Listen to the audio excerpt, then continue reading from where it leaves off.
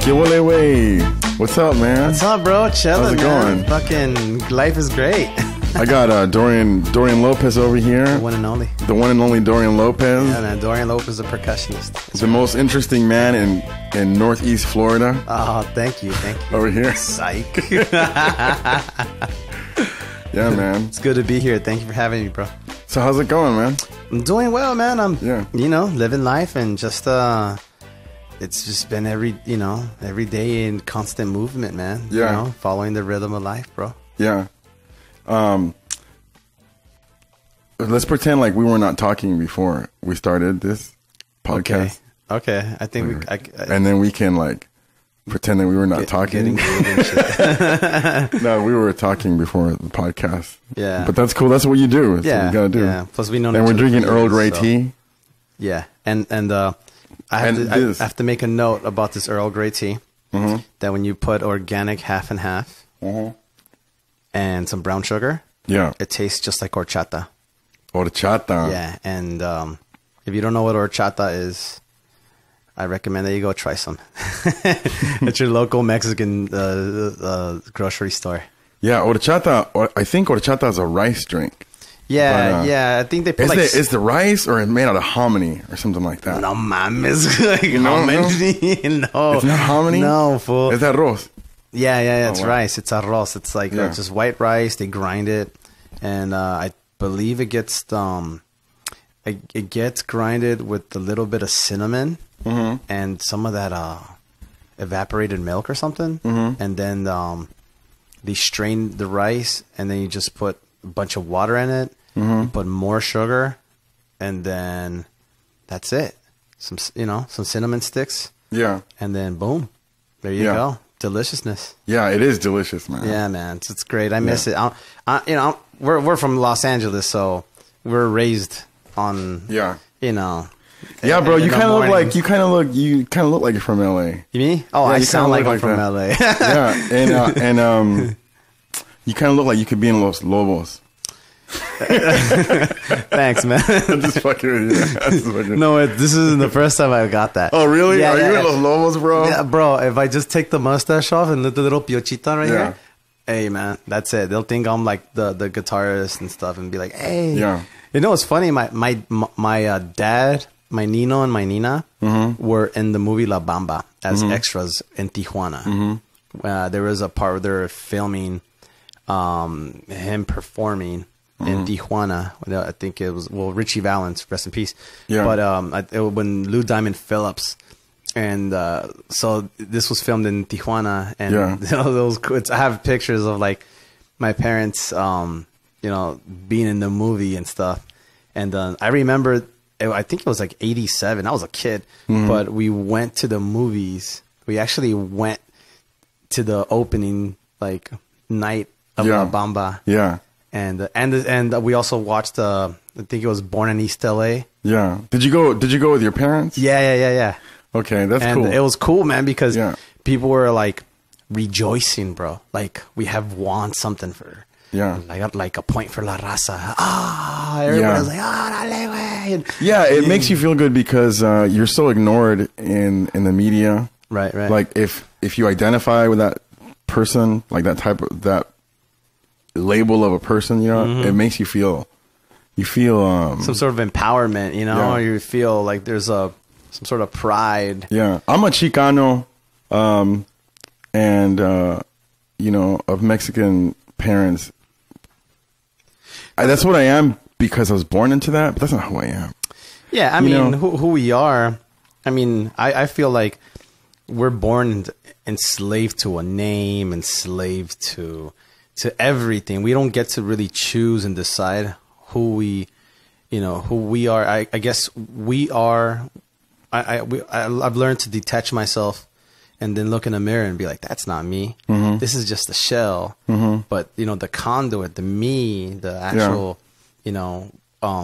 is all the experiences and all of the different moments in life, and the places and the people that you've grown up around or whatever, that molds who you are. And that, so it's like, I'm Chicano, and, but it's funny because in Mexico, it's like a bad word. Yeah. Oh, really? Yeah. Really? Bro. Oh, yeah. I remember that. I remember that. Like, yeah. Gabacho. Yeah. You know, and it's like, and then they're like, no, tú eres Mexicano. Yeah, because you're not a real Mexican. Right. Chicano. Right. So, but Chicano is a real designation for a lot of people on the East Coast. They don't know what Chicano is.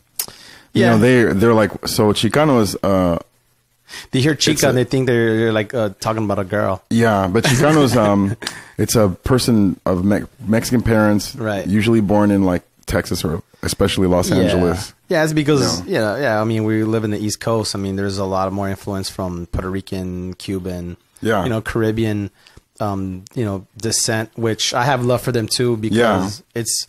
I'm also I found out a couple years ago that my great grandmother on my mom's side came from Cuba. Mm-hmm. So, but like I said, it doesn't just because like, we're born into it doesn't mean that's who we really are. So I have, for a while I was conflicted with that. And for some reason, even growing up in LA, people would be like, I met this one girl and I thought she was like, I wanted to get with her because I want to get closer to her because I thought she was interesting and she was beautiful. Right. But she was all like really militant Chicano pride, and I tried to be that way, but I couldn't be that way because I'm like, this feels like I'm being a fraud. Like this feels weird to me. Yeah. It was. I mean, it's just not your thing. If it wasn't your drive, you wasn't. You weren't. Yeah, but the thing is that people often have taken that as like I'm ashamed of where I come from. Like you need to be proud of where you come from. I'm like, no, like I don't think anybody should be proud of where they come from. You have no control about where you come from, but you can appreciate the beauty of it because I love Dia de los Muertos. Yeah, and the language, our culture and is the beautiful, food. Bro. Yeah. Many cultures are like all cultures are beautiful. Flavorful, man. There's so much flavor. Yeah. I mean, I look at to this day, I'm always claiming, where are you from? I'm from Los Angeles. Where are you from? I am a real Angelino. I am from Lincoln Heights, City Terrace, Boyle Heights. You know what I mean? Like I say it and I love it. It's like it feels great. And plus, I just started connecting again with like my family and my extended family back in LA. That because I hitchhiked out of LA. 15 years ago or something like that. And so, I've been hitchhiking out of LA, people don't really hitchhike anymore. Yeah. Oh, no. Actually, no. And you even hitchhiked when it was out of 11. But I'm saying when it was already out of style. Like, what I'm saying is people were already scared to hitchhike when you hitchhiked. Yeah. You know what I'm saying? Oh, of course. Even myself as contradicting as it sounds. But you hitchhiked all over the fucking nation, right? Yeah, man. That's crazy, dude. Yeah, man. I was like stuck in places like Washington and like I saw the no WTO combo riots. People getting shot with pellet guns. No WTO. Yeah. Well, what is that? It was like this there was like these WTO conferences. I think it was like the whole NAFTA thing was also which was like the North American Free Trade Organization. Yeah. And it was where they were trying to like, I guess they were conducting business between, North America, Mexico, United States, Canada. And, but there was also like these conferences and, I remember seeing a lot of people with like these shirts that would say no WTO combo. Like on, and it was on some World Trade Organization kind of like conferences that was going on. And so. But there was riots? Yeah. And where was this? This was in Seattle, bro. Okay, wow. Yeah, this was in Seattle. I went out, I got on a freight train from San Bernardino and then up to Colton. Was stuck around on Haight Street, was in Frisco for a little bit in the Bay, and then went out and got on a train, got off in Portland for just a little bit, right outside of Portland, because you don't want to stop like right in the freight yards, and so we were on the junker, and then wait, why don't you want to stop in the freight yards? You might get killed. Well, you'll get your ass kicked. Oh, really? Yeah. Really? Yeah, you'll get your ass kicked. Yeah, dude. Is the freight yards? I've seen them, man. They're like rows of. It looks like some post-apocalyptic shit. When it like, goes down to like maybe 15 miles per hour, you want to jump off. Like, you know, a couple miles away. You know. Yeah. You don't want to like, because what happens is, especially if you get caught in the box cars, you know, the hot shots or hot cars. I forgot what the terminology, but you know, the ones that have merch on them, you will get fined. You get your ass kicked by the people that work there. Yeah. And then you get fined up the ass. Yeah. You go to jail. I mean, it's like a felony, dude. So it's best to just kind of like, you know, stay on the junker, you know. And then I heard that people. It could be dangerous. I heard that people get killed riding trains, man. Like hopping trains, and there's organizations on there too. Like they're called FTRAs, Freight Train Riders of America, and there's some good. You know, there's just some of them are like just old Vietnam vets that, you know, felt betrayed by their country because they can't get, you know, because they're all fucked up, you know, for whatever reason. I mean, you know, because it was Vietnam, you know. Yeah. And so, you know, some of those guys. You know, poor guys, man, they come back to their country and, you know, shitting on can't get work because, you know, all they knew was war. And so people think they're crazy and, you know, so what they end up doing is just hitting the road. And so what they'll do is they live on these, that's what they do. They travel, but there's good ones and there's bad ones. You know, there was also this other group called the Flintstone Kids, and the Flintstone Kids, like, they were the ones that they were like younger versions of those guys, but they're, you know, I'm not saying all of them, but there is occasions where, you know, there's stories of, you know, those dudes, you know, they raping girls and, you know, throwing them off. You know, some crazy shit. They call them Flintstones Kids? Yeah, the Flintstone Kids, man. That's a weird name. It's the underground, man. This is like some other shit, dude. Yeah. But like, you know, like I said, this was all like 99. This was 1999, and you know, it's, you know, being out, like I said, leaving Portland, going up to Bremerton, and then getting to Seattle.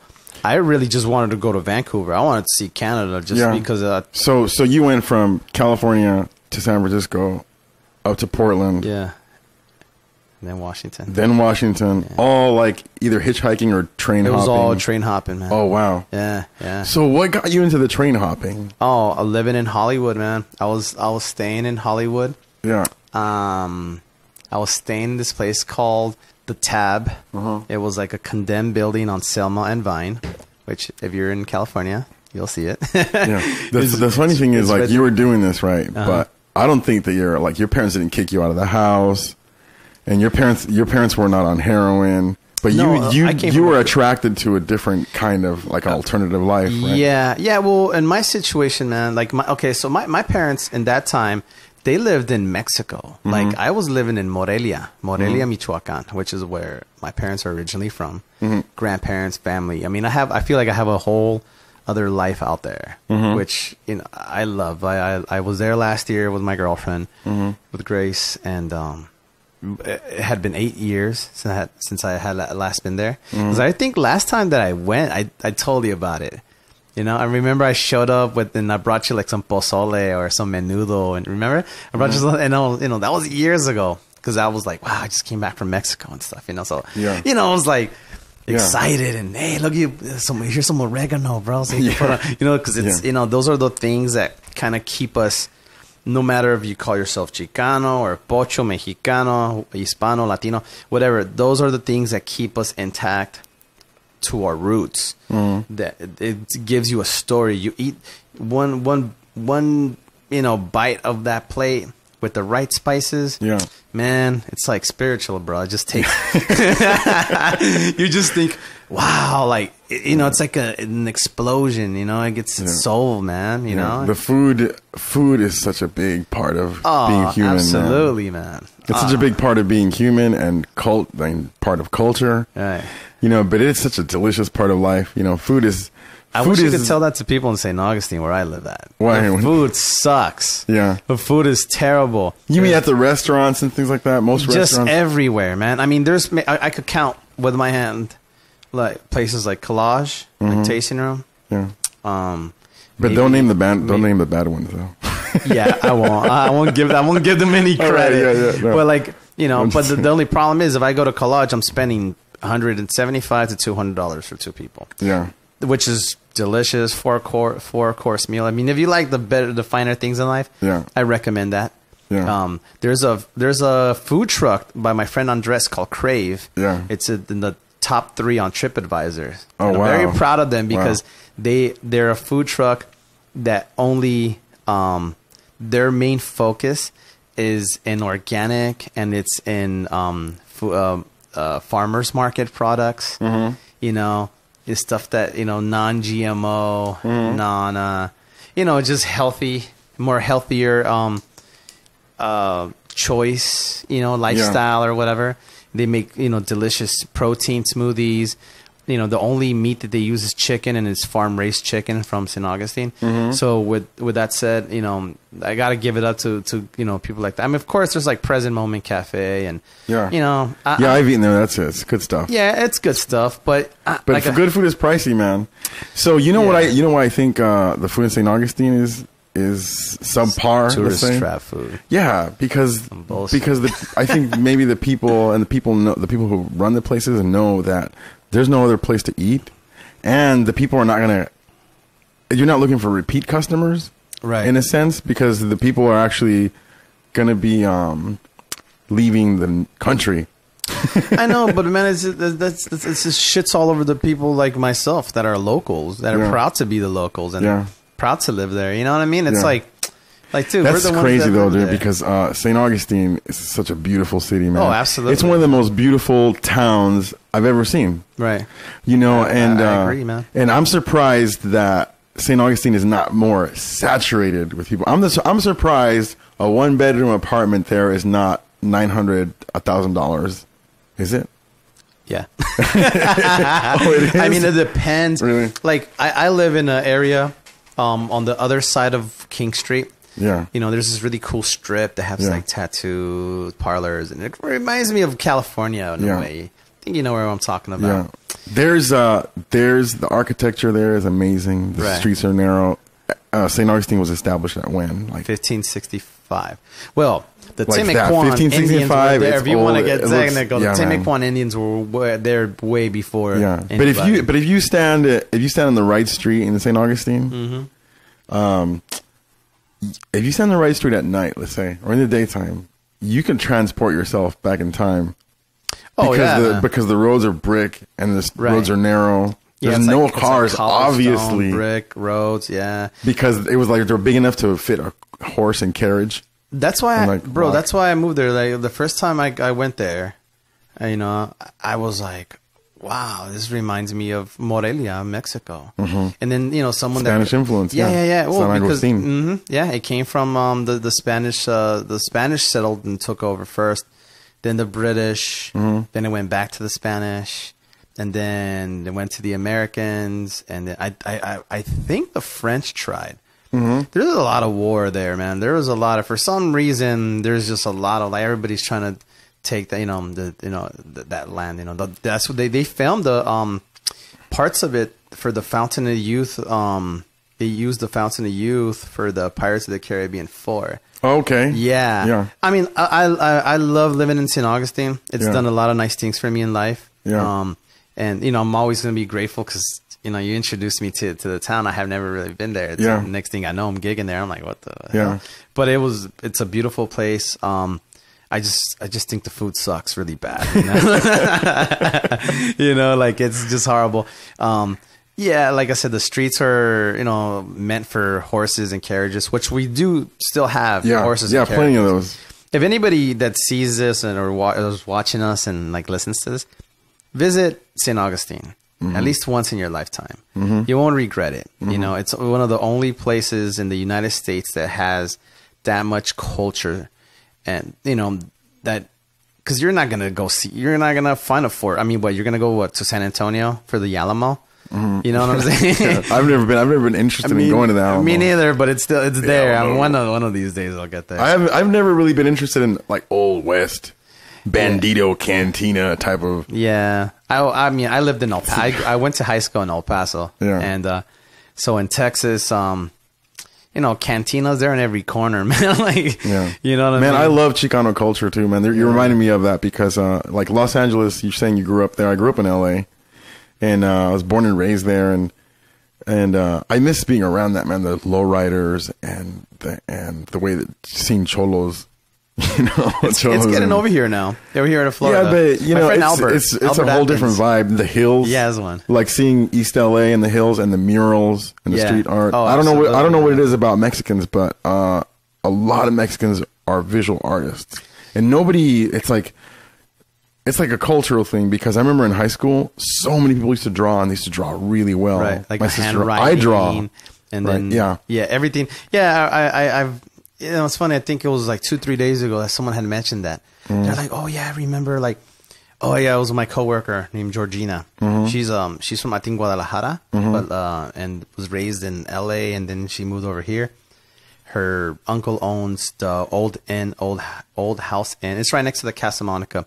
So it's pretty cool to have like Mexican business owners in town. You know? Yeah. All right, cool. I go talk to someone, relate to them. And she was telling me like, oh, you like to draw? Your girlfriend likes to draw? I'm like, yeah. She's like, I don't know what it is about us, but I remember seeing like my cousins and even myself. We've been doing like the cholo handwriting, the old English letters and the handwriting. It's weird. The old English and, is adopted. The lowriders and the rims and I honestly think it is a cultural thing because I feel like, you know, the Aztecs, the Mayans, the people that spoke the Nahua, the Purepecha, you know, people from our culture, they, you know, they remind me of the Egyptians in a way, man. You know how the Egyptians had like hieroglyphics and had their language and had their stories drawn out? Yeah. When I was in Mexico, it was almost the exact same thing, man. Yeah. I went to like, you know, I was in Michoacan. I went to like Sinsunsan, an archaeological site that has like these really crazy shaped pyramids there. And man, and I'm seeing these symbols, like these hieroglyphics carved in there, and I'm like, wow, this is neat, man. This is crazy. Yeah. And even it could be something so simple like some swirlies, but those swirlies, man, I'm like, are there for thousands of years, you know? I'm like, what? And so yeah, I often wish I could. I wish I could transport myself back to that time and like see what life was like. Right. That'd be great. I think in Mexican culture there's a lot of artisans because, you know, I think every culture is good at something naturally. You know, I think in our culture they've cultivated something. Yeah. Depending on the resources. What's the United States culture? What's it good at? Business. Business all the way, man. And then I think something very related to that. Yeah. Greed. It's related to business. Which is business. The business good mentality. Business. Yeah. So man, were you going to say something? I want to get back to talking about the Washington you were going to. You were hitchhiking. You're going to Washington. Yeah. So hitchhiking. I mean, look, I went there because I was hanging out with this guy named Sinner. His name is William, but we call him Sinner. And it was crazy, man. This dude was like on some neo-Nazi shit when I met him. And I think I stopped him from getting his ass kicked from some dudes. And I jumped in to kind of like try to break it up. It was like 2 black dudes, and then it was him and a group of other guys. And so I jumped in, and then ever since then, he was like, wow. And it's, you know, so I was there to be like on a human level. You know what I'm saying? I didn't know he was in fucking skinhead stuff, man, you know? Oh, yeah. But so I showed him another way that, you know, I don't want you getting your ass kicked. So, you know, and then So here was this Mexican American saving his ass. Yeah. And next thing you know, we became cool with each other, and then we're like traveling, you know, to. Yeah, man, bigotry is so weird, dude. Yeah, man. Like bigotry is. I can't say that I've ever been a bigot, you know, and I could say that people accuse me of using the wrong words at times, like words that I'm not supposed to be using, you know, and but I can't say that I've ever been big. I've always recognized bigotry, and my parents have always taught me to not be a bigot, you know. Yeah. But everybody's racist in some one way or another. or Yeah, it's all bullshit. When they go, "Oh, I'm not racist," I'm like, "Sure, you're okay." Like, you're probably not aware of how you're racist. Right. That happens a lot in the South, man. Yeah. Oh man, that's Not I aware have of a it. friend that has been telling me that he wants to move from the South and go up north because he sees how different the reaction is of being, talking to people of other cultures and races, and like he's an Italian dude, and he goes out there and hanging around with the brothers, you know what I'm saying, and then another word for using African American, but and you got to be careful with that too. You'll offend everybody. Yeah, everybody. With the advent of the internet, right? Any word you say can offend somebody. Anything you say, you can't offend me, man. So man, so you saved this. So you saved the skinhead, and you traveled around with the skinhead for a while. Yeah, I traveled around. Got shot up a couple times with some rubber pellets. Yeah, by police. Yeah, police. Well, I mean, man, they slammed some poor old lady.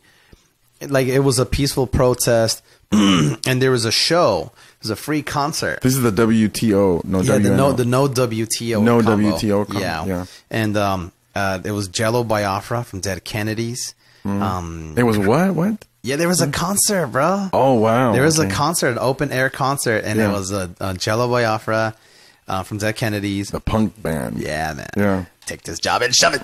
And then there was also Chris Novoselic, bass player from Nirvana. Kim Thale from Soundgarden. Some chick. Which one is Kim Thale from Soundgarden? He looks kind of Indianish. And I remember. He's the bass or guitar? The guitar player. All right, guitar. He's badass, man. Bad. Yeah. And so and like it was all supposed to be peaceful protest, but at the same time we're rocking out. It's 99, man. Yeah.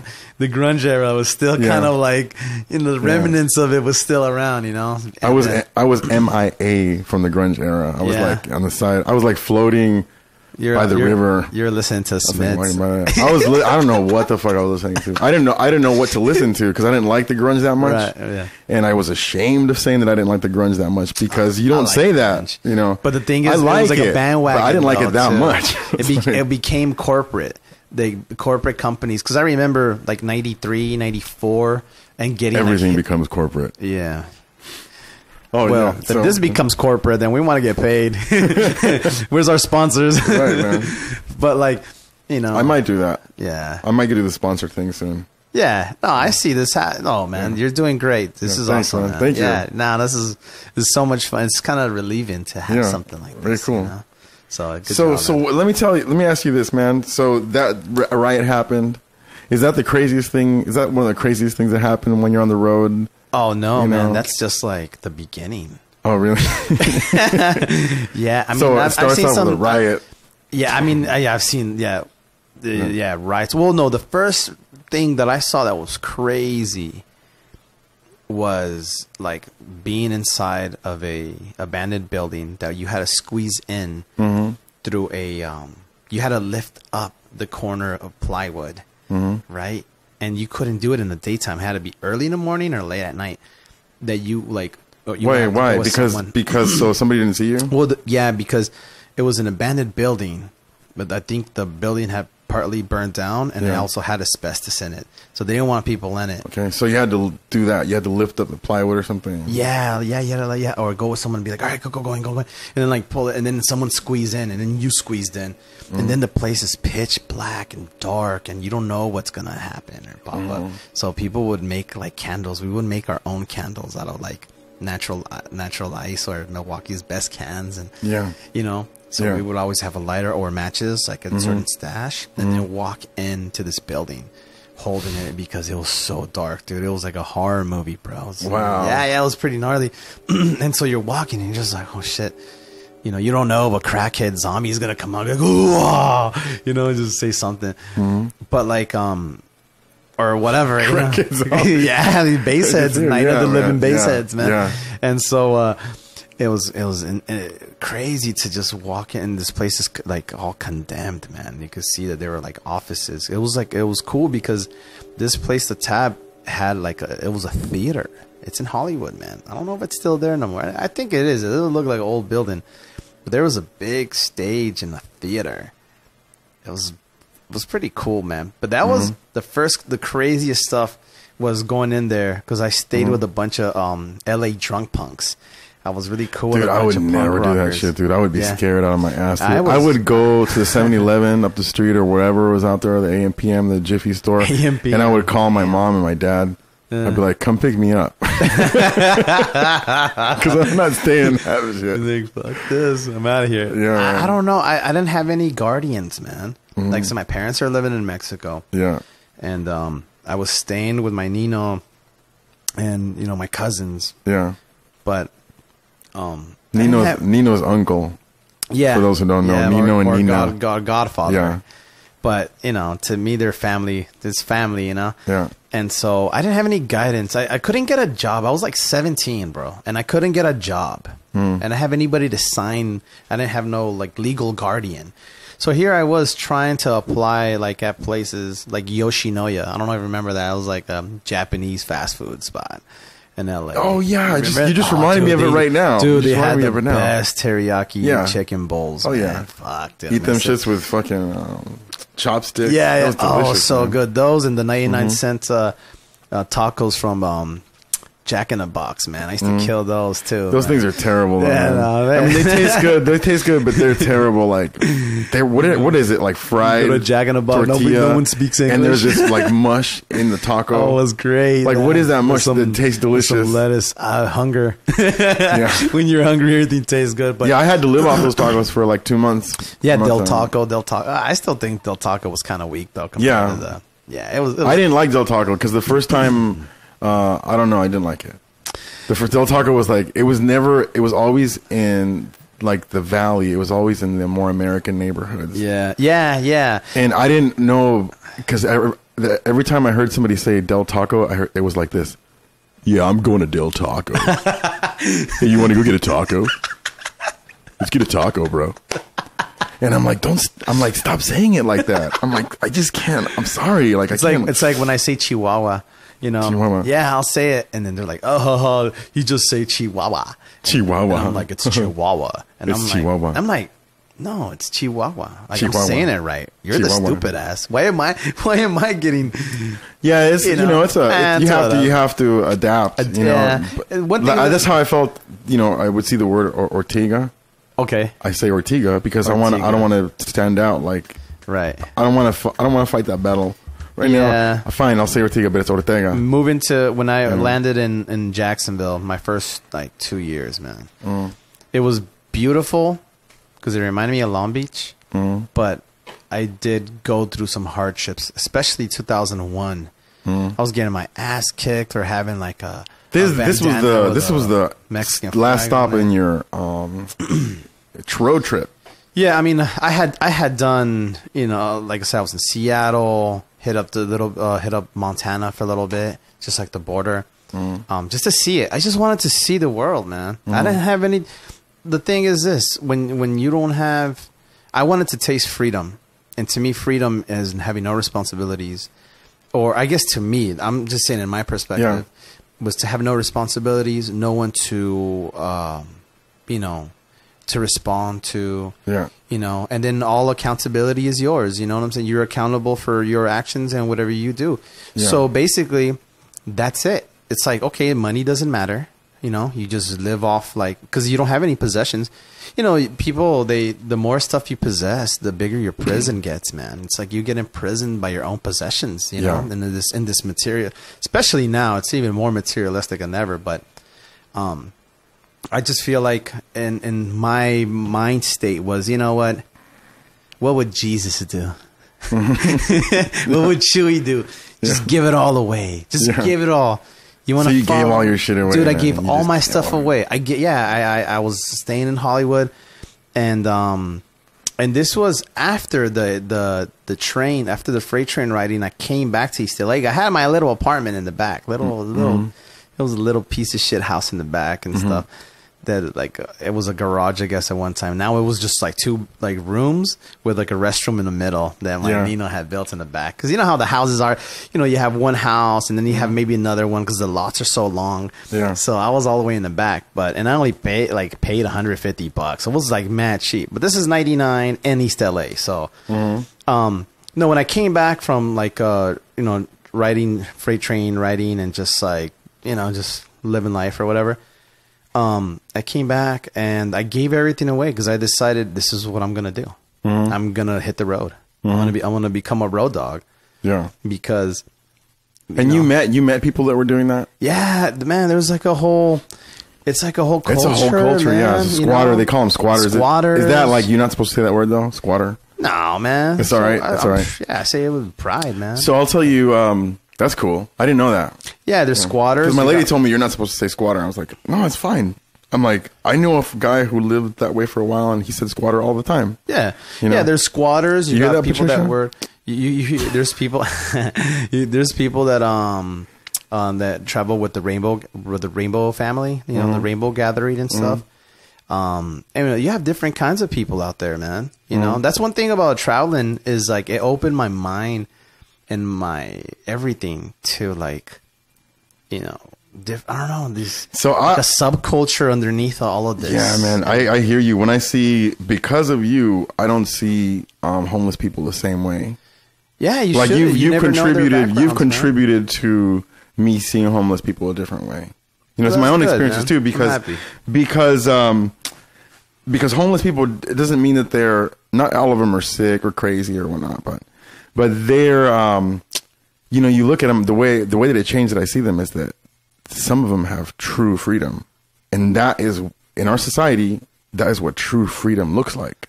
Yeah. I mean, you think about it, like the backpack, right? And they give it all the way. You just get up and leave. Well, you can leave whenever you want, wherever you want, wherever you want. All you have to worry about is surviving. People are afraid of that freedom. You know, of that level of freedom. Yeah.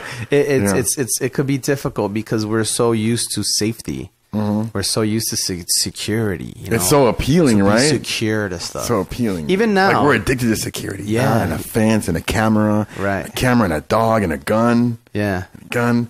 Not only that, but your house is in a neighborhood where there's like no traffic, and it's far away from any bad neighborhoods, and you live in a gated community. Right. Like, what's up with it? Yeah. You know, the gate belongs in the bad neighborhoods. Man. Like, yeah, it comes from the Buddhist stuff that I've studied. Not that I'm like a intellectual of this, you know, level or super spiritual guru kind of dude. Nah, I'm just a normal vato loco from LA. You know what I'm saying?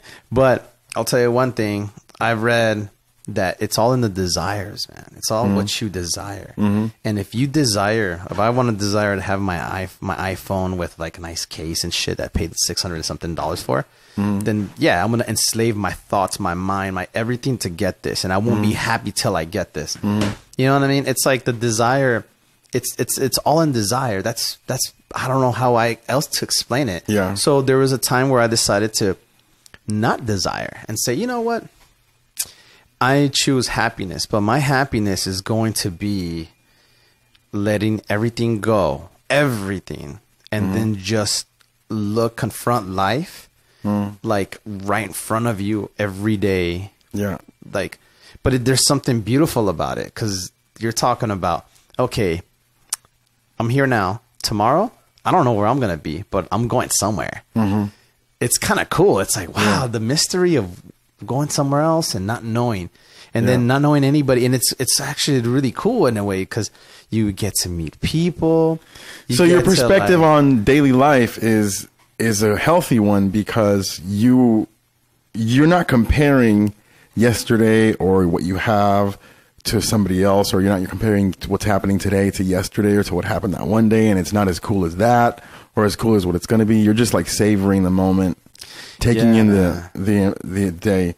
I live very similarly. It's like it's like a big camping trip. It's just that you live the camping trip. You're going out to camp. And then that's how it is. And that's how I did it. Yeah. I'd have my military issued my Alice pack or whatever. Yeah. Had my backpack. I'd have a sleeping bag, a tarp, right? Little tarp. I've had like my cool, like a rain jacket, like a snowboarding jacket. So in case, so it's like you're going out to the world and you're going through all the climates, whether it's cold, whether it's snowing, whether it's desert, whether it's hot, you're out there confronting life. And it's more like in the most natural way. Like if I'm in a desert, boom, I'm strapping the boots on. Let me take my compass. Let me get my highlighter and my map. Like I want to figure this motherfucker out. You know what I'm saying? Like, I'm right here. We're gonna, and then being bilingual, man, that helped me out big time, man. Yeah. Because I was like, I remember one time I was in Arizona, and we had just left Blythe, which is like the last town on I-10 in California. Okay. And so, crossing to Arizona, I was with a group of other kids. This one dude from like Fargo, North Dakota. And it was like four of us, 3 or 4 of us in the back, man, in this pickup truck, with a tarp. It was mad cold. Yeah. Wow. So we crossed Arizona, and there was like this adobe like looking like hut with no roof. Just like abandoned in the middle of the desert and like a truck stop. So we all just go stay at this place. Yeah. I remember seeing like a dead rabbit, bro. It was that cold. It was like a hare and it was dead because it was just cold. Wow. So where was the sleeping bags? Sleeping outside in this like hut, no roof, just. But this is and then some guy comes up to you and he has a knife and. I'm sorry, bro. I watch too much TV. Yeah. You've been watching too much TV, man. Then. But I like that. It's good for a movie scene right there. I like that. Yeah, we gotta write a script. Yeah, we need to write the script. And so I wake up. I was like, man, I gotta take a dump or something, or I don't know. I think I did have to take a dump. So I go to this truck stop, and I remember vividly too. Walking in there, and it was like a room, like a lounge inside of this truck stop. For truckers to make phone calls, have some couches. How far was the truck stop? It was like a block you away. You could see it. Yeah. We're in the middle of the desert. Yeah. It was like right there. Yeah. It was interesting. And so I go and shit, I would have just gone to dead sand, bro. No, I'm just kidding. What kind of squatter are you, bro? Sorry, going to the truck stop. I was a classy squatter. You want a hotel room too? Like to take showers. I had to take a shower in the gas station. Yeah, that was me. I wasn't. I remember. I used to ask you. I'm like, so where did you sleep? Right there, bro. Like, see those bushes right there? If you want to go to sleep. That's where you go to sleep. Right there. You put out your tarp and you lay down and you go to sleep and that's it. And then that's it. Yeah, it's simple. And I was like, I thought about that like all day. I was like, you just sleep wherever you want. That's freedom though, man. Yeah. You can sleep now, of course. No, wait. So you went to the truck stop. I went to the truck stop. Yeah. And there was this clear glass room. And I remember they were playing Pantera videos. It was crazy. And I still liked Pantera. I mean, there's maybe Far Beyond Driven and Cowboys from Hell, those 2 albums. Vulgar Display of Power is good, but because I was big into metal at one time. And I think if I was to work out again, which I kind of need to, but if I was to work out again, I'd probably rock onto some Pantera. Yeah. Like raw, 5 minutes long. Yeah. I'd be like, I'm trying to get ripped. Because I don't know about listening to that or like some house music. Dude, at one of the points where I worked out the most in my life, and I was like at the gym for an hour, 2 hours. I got to the point where I was at the gym for 2 hours because 1 hour was not making me tired anymore. I listened to everything to work out to, and then I started working out to classical music. It was a trip. Yeah, ambient music and classical music. Like some of it would be like very dramatic, and that was cool. Like from the music, like you can work out to that. Yeah. But other stuff would be like maybe because it's. And I used to do my repetitions. I used to do my repetitions real slow. I have to try. That reminds me of Willem Dafoe and Platoon. No, Platoon, it's what's the name? No, man, it was fuck, what's the name of that movie? The two Irish guys, man, that kill people. Boondock Saints. Okay, I never saw that movie. Dude, watch it. Willem Dafoe, man, does a great job. Oh wait, I saw that movie. Yeah, and he like he's like an investigator, and so he's about to check out the scene. Right, there's a bunch of murders and shit. Oh wait, I've seen this scene. And he'll be like, and he had a portable CD player. Yeah. Yeah. And he plays like classical music, and he's like, and he's just like graceful, like, and seeing everything, and it's such a great. Yeah. So things like that I love in a movie. I'm like, what a contrast. There's a bunch of gunshots and action, and then you got this weirdo like this. This is great, man. But man, so sorry about that. So yeah, I was at the truck stop. Pantera videos are going on, and I'm like, wow, this is a cool truck stop, man. I go drop the deuce, whatever, refreshing up and shit. And I hear someone speaking in Spanish, and it's like, dog ears, like, huh? I was like, and then and he was mentioning that he was going to El Paso, and I'm thinking, I'm going out. I mean, I was supposed to go to New Orleans, but before New Orleans, I could probably hit up El Paso. I was like, So he goes. Your wheels got turning. Yeah, dude. And so, like, I thought about it. And I don't know. I guess I'm the type that if I have something to say to someone, I just go tell them. Because I don't have anything to lose, really, Yeah. I just go, maybe, I don't know what it is. I just go, So right away I was like, oh, ¿usted va para El Paso? Yo soy de El Paso. Sí. Oye, ¿sabes qué?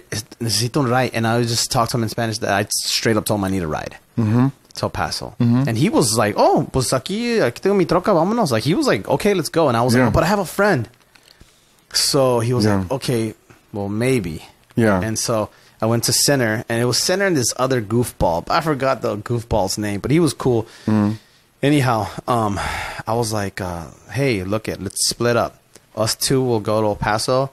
You guys go to New Orleans, and we'll just catch up in New Orleans. Because we were going to go for, like, Mardi Gras and just go get wasted and just have a party or whatever. Yeah. And so, like, he's like, okay. And, yeah, man, there's, speaking in Spanish. This dude was a trucker. He had a huge truck, a badass truck.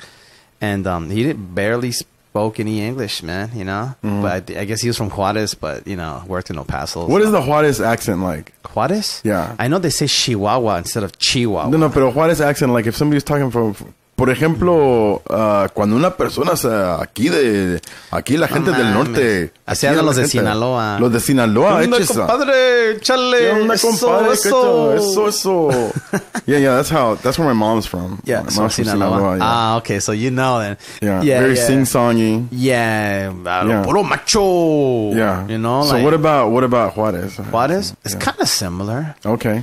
It's just that they say, instead of the CH, making that... Chihuahua. They say it with like SH, like she. Yeah. You know what I'm saying? So what? He took you to El Paso then? Like, instead of saying Michigan, they say Michigan. Michigan. Instead of Michigan, it's Michigan. Instead of Michoacan, it's Michoacan. So it's kind of like a... Michoacan. Yeah. It's interesting how, like, people when I in El Paso are so ashamed of being called Juareño, even though their parents and their grandparents and all this... Why? I don't know. They rather be like, oh, I'm not Mexican, I'm an American. Oh, yeah, that happens in Texas, man. And I'm like... Yeah, I first encountered that in Texas when I moved from Where's Los Angeles. Your mom from? Juarez. Where's your grandparents from? Juarez. Well, you're a fucking Mexican. Come on, dude. No, man, I was born here. I'm an American. I don't speak Spanish. I'm like, That was crazy to me when I met somebody who was proud of not speaking more than one language. You kill off so much history with doing that. I could understand. I mean, I just didn't understand. I understand. My girlfriend. My girlfriend. Like she's Filipino descent. She's Pinay.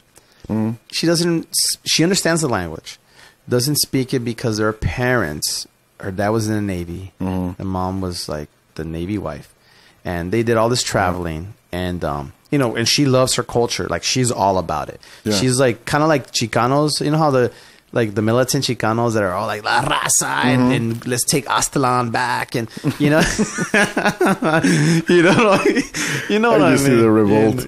And take Aztlan back. Let me call myself Papalote, Xochitl, Moctezuma, whatever. All these indigenous, you know, fucking. That's cool. Like, I mean, I'm all about it. La Raza, 100%. But you know, I live in Florida. White people think that. Some white people think that's really racist, though. To say La Raza. Yeah. Because it's weird. Because in English, it translates to the race. To the race, yeah. But to Mexicans, it doesn't mean that. Yeah, it just means our people. It doesn't mean that. Yeah. Our people, you know? Yeah. I mean, it's, like I said, this is what we were talking about earlier. I guess there is racism in every single body, one way or another. I think it's part of human nature, man. You know? I embrace racism, bro. Like racism, racist jokes, weird and racist. Yeah. In a way, like because obviously, it's not gonna go anywhere. Oh, like people have been racist. It's getting worse, bro. Look at it now. I mean, like especially look at this is me personally. I think it's all a plan right now, man. I think all of this was meant to happen right now. The Ferguson ordeal. What do you mean a plan? Like Illuminati plan? Like what? I mean, I don't know who or what organization. Yeah. I just know that whoever controls the media is also.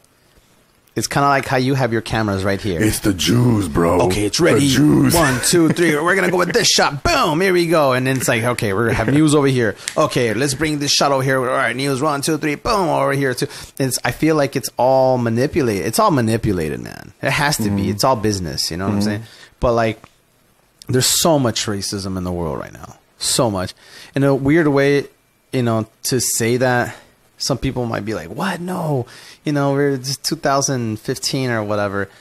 And, you know, yeah, that was back, you know, in the 60s and, you know, 70s and, you know. But it's like, no, man. It's just, they calmed it down. That's all that happened. Right now, it's going full-fledged. It's insane. Like how about... They calmed down, what, the revolutionary, like, mentality? Or what do you mean? They calmed down the whole, well, they made them silent. Okay. You know, people like, you know, Dr. Martin Luther King Jr. Or Malcolm X. And they were all silenced, you know what I'm saying? Yeah.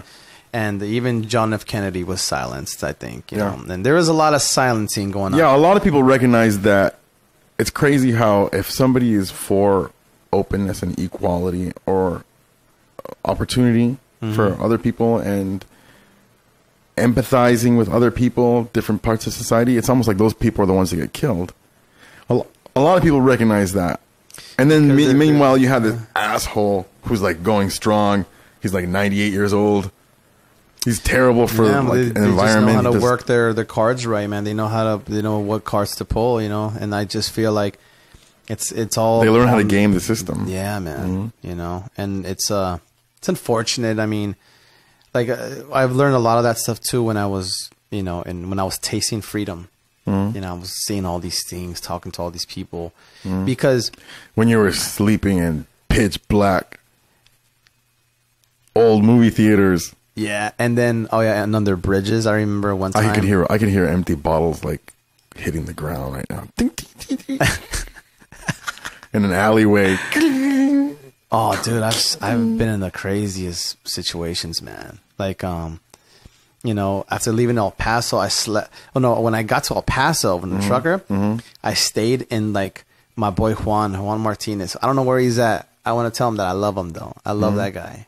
I really do. Just like I love you, I love this dude, Juan Martinez. Wherever you're at, if you ever hear this, I love you, dog. And then he let me stay with him, but he wouldn't let me stay in his apartment because where they lived at, they were like very adamant about how many people are supposed to be in the household or whatever. Yeah. So he had this thing that I used to call the Scooby-Doo van. Like, it for real looked like the fucking Mystery Machine. It was like this green van. They had like these psychedelic like flowers, and it was like some straight Scooby-Doo shit. And he used to sell like chairs and like teddy bears and stuff like you know, like plastic chairs for kids, like the pink ones with the table, like a set, you know what I'm saying? for kids to like sit down and play. And so he would sell those on the corner. Oh, and then leather covers for the cell phones. Yeah. Hey, get in touch with us, bro. I need one of those. One of those chairs for the kids and the table. We're looking for one right now. You know, I remember everything was made in China. Yeah. Everything. But like they would buy them like wholesale, and then would just go to the corner, right? And then just like set up shop and then put a sign. We got leather covers, cell phone covers. And, you know, so that's what he would do. And, you know, just the grind, you know, just hustle. But he let me stay in his Scooby-Doo van, man, the time there. And it was cool. But it was not. I felt kind of jaded with my stay in El Paso, and one of the reasons why I never went back was because, you know, I was trying to get support from friends that went to high school with, and I just didn't get it. You know, they were looking at me like a lowlife, like a bum, like people that, you know, even my parents knew and tried to, you know, had built relationship with, all looked down upon me, man. And because of what you were living, how you were living. Yeah. And so you know, that it made me think, wow, you know, people are so quick to judge, you know, and but it's cool. Look at me now. I'm great, man. Yeah. You know, I got fresh $50 haircut. Yeah, man. Fucking feeling great. Got leather shoes. So when you got to Jacksonville, what was? It was difficult here for you.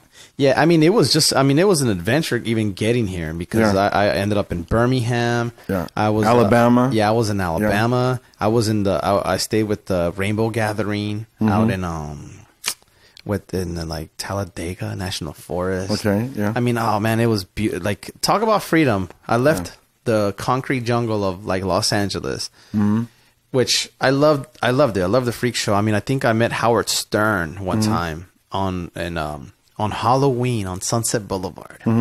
Dude, it was so crazy. But so those, you know, that's part of the stories of being on the street. But you know, next thing I know, I'm like living in the woods, wearing like a hat, like made out of hemp, and like with a cane and shit, and fucking chanclas. I was with some chanclas, sandals. Yeah, I look like a Vietnamese like fucking farm worker shit, dude. Like I was out, you know, and then playing like, and that's where I really got connected also to the playing drums, like hand percussion. Yeah. I met this kid named Owl, and he had a djembe. Man, I could not depart from that djembe. I'd always be banging on that shit. He was a white kid, huh? No, he was Native American. I know. Nah, he was the only Native. I thought he was Asian. It's a djembe. It's a djembe, bro. Let's go get a taco. You want to go get a taco? Let's get a taco, bro. It's Baja style. It's Baja style, bro. Baja style. People don't know that. People in California, they really talk like that. Some people. That's how people on the beach in Saint Augustine talk like that. Yeah, too. It's you like, know, it's whatever. I mean, I just show them love too, man. You know, yeah, it's all about. There's not enough love. I'm just fucking around, man. I make fun of everybody, dude. I make fun of everything. I know, it's all good. I love it. Everything. Yeah, I mean, you gotta have some humor into stuff. You know, yeah. Life is too short. Live it up. Yeah. But yeah, my transition to Florida, it was definitely different. I mean, I ended up staying here like at a party, bro. Well, I met another kid that hitchhiked here. So Sinner and myself and Sinner departed in Birmingham, and then I stayed around that area. We both got our asses kicked by some skinheads in Atlanta. So I had like broken bones, fucking catheter in my junk, and yeah. I'm telling you, man, I've seen stuff, man. I've seen some gnarly stuff. I've lived some gnarly stuff, man. Yeah. You know, getting your ass kicked by skinheads underneath a bridge when you're stupid drunk. Wow. Is no fun because they're trying to kill you. Yeah. And the only reason why we didn't get killed was because I hauled ass up, you know, from underneath the overpass. I hauled ass and then hit up a car. I remember slamming into some parked car. Security came out like, some what the hell? And then saw that I was all bloody and messed up. And he called for help, and I let him know that my partner was down there. So the ambulance was there. And it was what happened to your partner, man? Oh, man. He was so messed up and drunk that he I guess, couldn't wake up. So they were kicking his ass while he was like passed out. And I tried picking him up and carrying him, but I got hit in the head with like, but I mean, did he survive? Yeah. No, we survived. I mean, thank God. Yeah. We made it out of that, man. But you know, those are just those situations where you just live. And of course I would never put myself in that situation again. But you know, that's the hardships of, you know, not making the wisest choices and just being at the wrong place at the wrong time, you know, especially in the, like I said, that's the pros and cons of traveling and that, you know, I mean, it's not like I haven't backpacked like worldwide like other people, which, you know, that's cool. I'll do it one day, you know, but I could just tell from my experiences, you know, like I said, this wasn't like me staying at like a Marriott hotel in some other town. No, this is so. Check this out. Underneath the bridge. You know, I've been very active in the bicycle community here in Jacksonville. Yeah, and I met a lot of people through there, and they all have. There's a template for how you do things. So if you go and you're gonna take a road trip on a bicycle, you know, you take a tent with you. And I had, I was thinking, I want to do that too, but I don't want to sleep on a tent every night. And I'm like, you know, and I had some savings. And my idea was like, hey, man, let's do a road trip, a cross-country road trip. And we'll take tents and stuff, but we'll also stay in 5-star hotels. Or you just hit me up, man. I get you guys a Marriott discount, man, of family and friends or something. Yeah. I mean, no, I think you know, like you're all sore. You've been riding your bike all day. You stop. You walk into some Ritz-Carlton or something like that, you know, and then you walk in with your bike and... You come out the next day and you're like, your bicycle, sir. It's like, you know, you go in there, you're in the hot tub, you're in the sauna, you get back on your bike, you ride out. I say you do it. Who does that? Who does that? I can't do it now. I have a toddler. There's no way. Who does that? I know. I won't risk it. I know there was a group of people. I know there was a musician from Jacksonville that I think had moved to the West Coast. And he rode a bike, I think, all the way down to South America with a group of other people. So I don't know if they did that. You know, I had a friend named Ty. He was a local here in Jacksonville. Ty Samurai. Remember Ty? Samurai Ty? Section 8, yeah. And he did that. I think he left on a bicycle and a tent from Jacksonville to Veracruz. I think he did it twice. To Mexico? Yeah. Wow. And I remember he said the first time it was awesome. It was like, I think it took him like a month and a week to get down there. I was like, you're crazy. Man, I was crazy. I'd be totally down to do some shit like that. I love being on the bicycle. You know what? Like a month ago, I met this Puerto Rican cat at some gig I had in downtown Saint Augustine. And he was there drinking wine or a beer or something. And he was telling me that he was riding his bike from Tallahassee all the way to like the Keys, and that so he was just stopping by St. Augustine to drink a beer, you know, hang out for the night. Yeah, of course he met some chick, so you know he. You know you've been bicycling. You know you've been bicycling a lot when that doesn't sound too far away.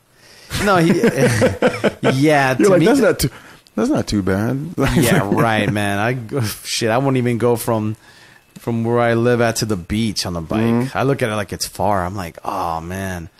And it's just me and my own laziness, you know. It's me getting caught up in my own, you know, like time, you know, the measurement of time. Like, oh man, I need to do this and I need to do that, and you know, which is my life right now. And I'm grateful for, you know, to be busy and doing all these cool things. But at the same time, there's always going to be a part of me that reminisces and remembers like the traveling, the trip, the you know, the road dog days. What do you think? What do you think is the most, the biggest thing that one of the biggest things that you learned from traveling? What's one of the biggest things like that it added to who you are? Like, what did it add to you? Well, one thing that I've learned was to be a chameleon, and that to just adapt to any circumstance and any sort of situations that you find yourself in, to adapt to it, and it'll make you stronger. It'll make you wiser. You know, it'll make you a lot more cultured. And then I think that also breaks the barriers of like racism, classism, because you'll just never know who you'll meet, right?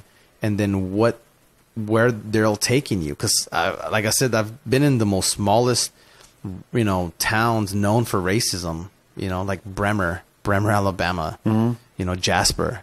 I'm talking about places where Jasper, I don't even know what that is, but Jasper sounds racist. They had rifle racks on in the back of the trucks, bro. Like, it was like, I feel like I was the only brown person walking around. But you know what though?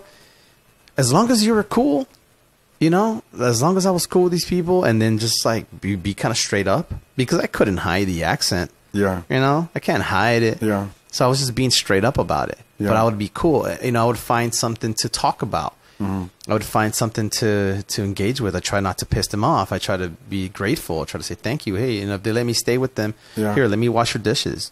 You know what I'm saying? Yeah. Like learning how to humble myself down and then give a service so they see that you are being grateful. Yeah. Was and enabled me to have a lot of good times, man. Great times. I'm talking about. Next thing I know, I'm riding with like 2, 3, good looking girls listening to Tupac in like the most redneck town, and I'm just we're going, and being, I'm from Los Angeles, to live and die in LA, and being like woohoo. And then I wasn't really a big Tupac fan, but that's what I'm saying. It's like you find that common denominator and go, okay, this situation could be really, really bad if I'm not careful, and you're not being fake. You're just being wise. You're thinking, okay, let me put myself in this, you don't want to piss these people off. This is not your turf. You don't know who they are. You don't know what they're capable of, and I'm not saying that they're malicious. I'm just saying that it's best to just know how to identify with the situation with them, and then to embrace it. And it's like you become part of it. And next thing you know, you're having a great time. And that really, I brought to this day, I'm still like that. Yeah. That's one thing that enabled me to see beyond. And same thing. I remember, that's true, because I remember this one time when I ran into these skinheads, and then we started partying, and we're all like, they were telling Hitler jokes, and we're all like, yeah. No, I'm just fucking around. Yeah, I was going to say, I was like, wow, okay. Yeah, and situations like that, because I've run into those situations. I probably would never hang out with skinheads, bro.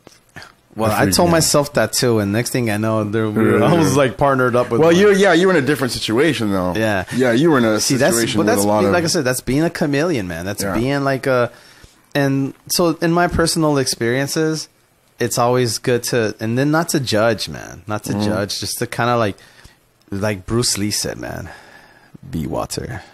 Yeah. Be water, my friend. Yeah, Bruce Lee, that's a dope ass thing to say. Dude, and that's the most correct thing, because water could turn either put it cold into a cup, or could be hot, or it could freeze, or it could boil.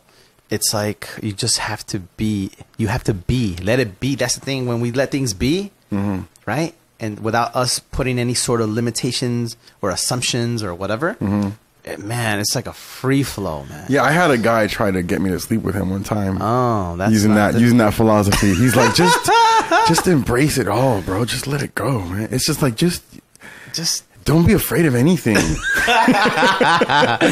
Well, now in that situation, I would do the wisest thing. No, it's funny though. But it's funny because the people can take a really good teaching, like what you're saying right now, right, and abuse it, man. Right, and they do. A lot of gurus do that, right? Isn't that crazy? Dude, I know Hollywood, man. Like in California, especially. And that's one thing I remember, and I kind of miss sometimes in LA, all these different organizations. And like now it's yoga. Now there's all these yoga like teachers and healers and the counselors for your life counselors, coaches and shit. It's like, come on. For those who don't know, I'm rolling my eyes right now. Yeah, it's like, so I'm paying $90 an hour for you to tell me this and to do some stretches. No offense, if you do yoga, dude, cool. Yeah, you're right, man. You do exercise and all that, and you have your spiritual connection with this and that and whatever. That's cool, man. I'm all for it. But when you're trying to hustle me out of it, you know what I'm saying? You're trying to use those little Buddhist and Taoism, like wisdom to pimp me out, man. Fuck you, dude. Yeah. You know, sorry to be so blunt, but no, it's like fine. it's like whatever, man. Yeah. You know, it's like, and that's shitty. That right there is shitty, bro. I've witnessed a lot of guys. I've gone to a few yoga sessions, you know, and it's not for me, but maybe one day it will be. I just don't do things in groups like that. It's never been part of my personality. Yeah. I'm a very one-on-one type of person, or hanging out with a couple of people. Right. And if I'm going to do something with a group of people, we're going to play some music, you know. Oh yeah. You know, I'm all about that for sure. I mean, I was just DJing and playing drums at like 1 a.m. Yeah, man. Like today. Yeah. You know, at Code Sound Studio. So I've watched a lot of guys try to use that, the yoga things or the yoga knowledge, right, to be as their game with girls. Oh my with God. women, you know what I'm talking about? That yeah. You know, that's their game. They're like, oh, here, hang on a second. No, you do the posture like this. And they're grabbing him from the waist. And they're like, yeah. And I'm watching it go down. Scene. And I'm like, this guy. And the girl is like, oh my God, he's the most talented yogi in this whole class I right saw now. that He's like the on rock a Russell star. Brand movie. I think And I'm like, was, go with it, man. But still, I'm laughing from the outside. Yeah. Oh, that saw happened to Russell Brand. Yeah, I think it was, what movie was it? Yoga Pimps. He was in, I think it was Get Him to the Greek or something. Mm-hmm. It was a movie with Russell Brand, and it was that same situation, but it was backwards. Mm-hmm. It was these chicks trying to do it onto him, or vice versa. That's definitely more rare. But it was cool. I know exactly what you're talking about. And I was like, damn. But it's kind of conniving. So you conniving people that do that kind of shit? The hard I see right through you motherfuckers. The hard part is that it's the thing that stands out more is the fact that that's conniving in a situation where conniving is not supposed to be there. Absolutely. Like, I understand that in any other, you. know, it's supposed to be yoga and it's supposed to be more spiritual. You're not supposed to be using it for it's like magic. You're not supposed to use it for personal gain, like Santeria, or you're not supposed to use it for your personal gain, you know. It's their and personal if you do, gain. you're going to pay for it. So they're being you know? greedy. They're thinking it's the ego, man. They're just thinking about themselves, and that's shitty, man. It's like, come on, you're there to help that person out. Mm-hmm. Be there to help that person. Mm-hmm. And I think, like I said, that's part of where in these times that we're living at now, everything is so me, you know, what's what I want. It's what, you know what I'm saying? Which there's nothing wrong with, you know, valuing yourself. I think if you value yourself, that's a great thing. We would talk about this for a while, you know, how to, especially as a musician, how to value ourselves, because this is our living. This is how we pay for our resources and stuff. You know, this is our life. But at the same time, it's like, it's kind of shitty to like abuse it, you know. The abuse of it, it's like I was never good at it, man. I was never good at I think we're just too honest, bro. I could have been a total man whore if I wanted to, man, throughout my life. I believe that. You know, like playing the guitar. I speak in Spanish. How are you doing? Antonio Banderas. Hi. You know, that's a trip because every like woman expects you to be like Antonio Banderas. Yeah. I get on the microphone and I know if I'm in a room and I'm playing to a room that nobody knows me at, I know that when I finish playing the guitar, if I'm playing very Spanishy stuff, they expect me to get on the microphone and be like, how are you doing? My name is Goliath Flores. Goliath, my name is Antonio. You know, and next thing you're going to start playing. I have done that, actually. I have witnessed these things. So, you know, it's, yeah, it's funny how there's that expectation there. But I've always shied away from women who objectified me like that because it turns me off. I don't know why. Like, I've taken advantage of it a couple times. Like, you know, but I'm like, yeah, I'm not really that person. I'm a person like everybody else. And like, and you're putting this television image on me and I'm not that person. Like, you're going to see me Prince did that drink some Gatorade. He made a song called Controversy. Not that I drink Gatorade. Yeah, right. No, I don't drink Gatorade. Yeah. Me neither. I'm diabetic. They don't make sugar-free Gatorade. Oh, they don't? I don't know. I just don't mess with that stuff. It gives me heartburn. Yeah, I'm not into sugary drinks, man. It gives me heartburn. Yeah. We actually drink water and tea. I've been trying to quit coffee. I find it like I wake up so early in the morning, like at 5:36, but I go to sleep at like 1. It's not good. Yeah. But man, that's not enough sleep. I'm a creative, bro. So my mind is always working, and so I think if you worked out more, that for sure. You would go to sleep. I need to drop like 50 pounds, I think. But I'm saying if I don't know if you work out right now, but if you exerted yourself, you would go to sleep. You could not fight it. Yeah, I noticed that when I ate better and like or a lot more healthier and worked out, I was a lot less tired. But I'm saying at night when you're gonna go to sleep, you just can't stay up. You just cannot stay up. At night you can't. Oh, because my body would be tired. Because you're exhausted, man. You're like fucking out. You're like, and I've tried it before, like on days where I've worked out a lot. I'm like, I stay active. I like to stay active. It's good for my heart, you know? Yeah. Man, it's just that, I don't know, the music, man. Sometimes the music is like, I'm so involved in music that it's like, I have to always do something with it, you know? I mean, something, you know what's hard for me to do is sitting down to watch TV. Yeah. And I don't have cable. For like 10 years, bro. I don't have cable. I mean, me and you, like, you know, we haven't had TV. Yeah. Long time. For many years. And people they find that very strange. You know, that's one thing that society, I felt like I've learned to detach myself in that sense from society. For real. From television, the television sense? Yeah, dude. I have, when people it's non-existent for me, man. It's not been part of my life for 14 years. People start talking about the shows and this commercial jingle. I'm just like, and they think I'm crazy. They think that I'm crazy. And I'm thinking to myself, wait a minute. I'm crazy? Yeah. You're the one that's paying attention to what something else is putting in programming for you to watch. Yeah. Programming. They're programming It's called programming. Not How me. How crazy is that? I control the content of what I want to watch. Yeah. And that's, I think, where in society, I feel like, you know, that's where the true revolution comes in, man. Is when you start controlling what you want to take. It's like, you know, it's like, then you're dangerous to the economy. I guess. Yeah. Oh, that's why I play in clubs. So this is, you know, this is part of the reason that I don't have a Facebook, and I can't tell you how weird it is to not have a Facebook. Don't lie, I saw you on Facebook. Everybody thinks that. Isn't that crazy? If it's not like people, Goliath Flores, but but I'm saying, isn't that crazy how people cannot accept that I haven't even looked at the website for over a year and a half? It's because it's become such a integral part of like our everyday. I mean, dude, the first time I saw a movie, like one of these recent movies, I can't recall which one it was, but I saw that they had like a YouTube. I think it was Iron Man. And I was like, what? What do you mean they had YouTube? Yeah, they put like YouTube clips. Like they were they were in the movie. Yeah. Okay, yeah. I was like... Yeah.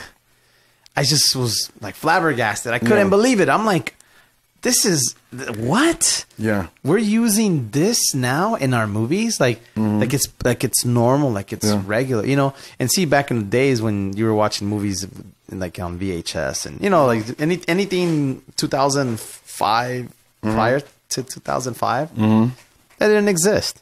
Yeah. MP3 players, you know. Yeah. I mean, I remember seeing movies where they still had Walkmans and you know, like the classics and stuff. Man, I missed out on a lot of it. I don't have a Spotify. I've never had a Spotify. Yeah, me neither. My life is good. Yeah. My life is great. I don't have a Facebook. I don't have a Spotify. I don't have an Instagram. I've never had an Instagram. I've never had a Spotify. I don't have, you know. I'm on Instagram. Can I endorse my Instagram? Yeah, man. Yeah. Yeah. Shit. So Ancient Deep. If you look up Ancient Deep on Instagram, that's you could catch footage and pictures of what myself and Little Bill, or my partner William Keelhane, we do as a production duo, DJ performing. I don't know.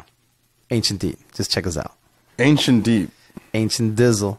Yeah, man, that's the company you're working with. Not the company, but the group you're. Yeah. It's a duo. Yeah, it's a duo between myself and Billy, William Keelhane. We have this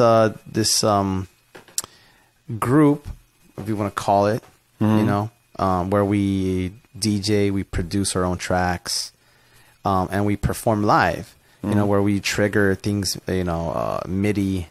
You know, we use really cool acidy sounds and use analog stuff, you know, sequencers and, you know, singing on the microphones with effects boxes. And then there's a live percussion element, you know, where I play, you know, congas and timbales and percussions live with dance music. You know, some of it's kind of experimental, but it's all mostly 4 on the floor dance stuff, because I feel like. So where do you like play out when you play out? We play out. We have a Tuesday night called Obscura Futura, and this is at Dos Gatos. That's Dos Gatos in here. Downtown. Yeah, big shout outs to Dos Gatos. It's Obscura Futura? Obscura? Obscura Futura. Like dark? Yeah. Obscura? Okay. Yeah, we basically play dark future. Well, yeah, that's we play like obscure futuristic music on Tuesday nights. 6 to midnight on every Tuesday in Saint Augustine, to Dos Gatos and Saint Augustine. And we're just trying to put people up on on new rhythms, new music, whether it's future bass, whether it's new disco, whether it's deep house, whether it's music that is non-classified, whether it's taking. You're like a real life Pandora station. Yeah, man, pretty much. We're trying to. That's what a DJ is, no? What's the real life Pandora? I think the whole DJing thing to me is like giving a story, just like have given you some of my stories of hitchhiking. Yeah. It's the same with DJing. There's a story. Art to it. Yeah, I mean, on Pandora, it's more like, okay, they're going through your phone or through your algorithm. They're going through your laptop, and then they're going, okay, this person is into. Hey, bro, that's another reason I don't use Facebook, man. So they can't sell you that shit. They can't. No, I just don't believe in contributing my data for free. Right. And being a mouthpiece for all these corporations. And isn't that incredible that we even have this now in these days? Social media. Yeah, that you even have something like an algorithm of this. Yeah, everybody has an algorithm equivalent of them on the internet. There is a Dorian Lopez algorithm equivalent. Yeah. And I see the ads all the time. Good, man. Yeah, I see the ads all the time. Yeah, because I get on Facebook. Yeah. And, for the people, I don't really. And don't get put off because I don't have a Facebook. A lot of people, I'll tell you what, I don't want people to get put off because I don't have a Facebook. I don't have anything against people having a Facebook, but if people knew what I know about it, if they had the relationship with the information and data that I have with it, then I would pass judgment on them in a sense. Right. Then I would be like, oh, you know what? This is just like, forget it. And I don't expect people to go and nerd out on this topic. Like I've had a lot of free time, and I'm fortunate enough to have time to go to where my mind leads me to. A leads to B, leads to C, leads to D, and investigate something. Not that I'm up all night doing that, but as a running project over a period of months, over a period of a year, and I'll figure these things out, and it makes sense to me. Right. Whenever I make a choice like this, I'm a musician. I'm supposed to be promoting myself on there. Whenever I make a choice like this, it's because I've thought about it and I've considered it very strongly, and it's because it could potentially impact my professional life. But after looking at it really strong, I realize it does not impact my professional life. I see. It's an illusion because actually nobody gives a shit if I'm playing over here or over there, and likes don't do anything for me. It makes me feel good, which is something, right? But in real life, translating it to money and making a living, it doesn't do anything, because I would post something and I'd get a lot of likes on or something, or a lot of response from it, and like 2 people would come to my gig from all that, and not they owe me anything, but I'm saying as the amount of time that I had to put into it, to the returns that I was getting, I was like, no, I gotta move on to something else, And I disagree with it socially and politically and economically in my philosophy. So I gotta get out, Right. I've thought about that. I think I've like disconnected maybe twice already from Facebook, where I'm like, I've had it. I'm gonna deactivate my account. But does it really get deactivated? So when you go to deactivate your account, they start flashing pictures of people. You're not going to see this baby anymore. Your mom's going to miss you. It's sneaky. And when I saw that, it pissed me off even more. And I was like, you're going to do that to me? Oh, you're going to hold my family hostage on here? I'm out. The more that people cannot find ways to communicate with me without Facebook, the less I want to use it. So you're saying that... Because I don't believe in giving anybody one company that much control. Is communication, then, is what it seems like. Our problem is a lack of diversity. Our problem is a lack of technological literacy. Because you don't know how your phone works. I don't know how my phone works. Some people know how their phone works. Some people, you have to root your phone. It comes with things in it. You don't want it in there. You buy your phone and you can't do with your phone what you want to do with the phone that you bought. Right. That's like if I sold you a car and I told you, hey, bro, you can't change the transmission. I know you want to paint your car, but you can't do that, bro. Did I buy this car from you? Yeah. Did I buy this car from you or not? I can do whatever I want with this car. You can't. No, it's in the contract, It's not like really yours all the way then, No. So we have, which is funny because then we have this philosophy that we're supposed to be capitalists. Yet there's like this socialist, communist string going through all these things like they're all connected. Right. Like a community, like a commune, not that I'm opposed to communism or socialism. They have really good ideas, like concepts. They're good concepts, right. Just like capitalism has good concepts for certain things, not for like healthcare or things like don't make money off of people getting sick, to me, I don't know. But yeah, man, that's it's a very, very deep. I could talk about it for an hour as to why I stopped using Facebook or I won't use things. I use Google. Are you gonna put it on your very blog? Minimally. Are you still up on your blog? Yeah, man. You should go ahead and write about it on your blog. But and so the people that most of the time when I talk to a Facebook user, it takes a long time to explain, right? Right. Which is understandable. But if I talk to somebody who does not use Facebook, I don't have to explain anything because they usually just go, yeah. I know. They see it. And pay attention to the people that don't have one.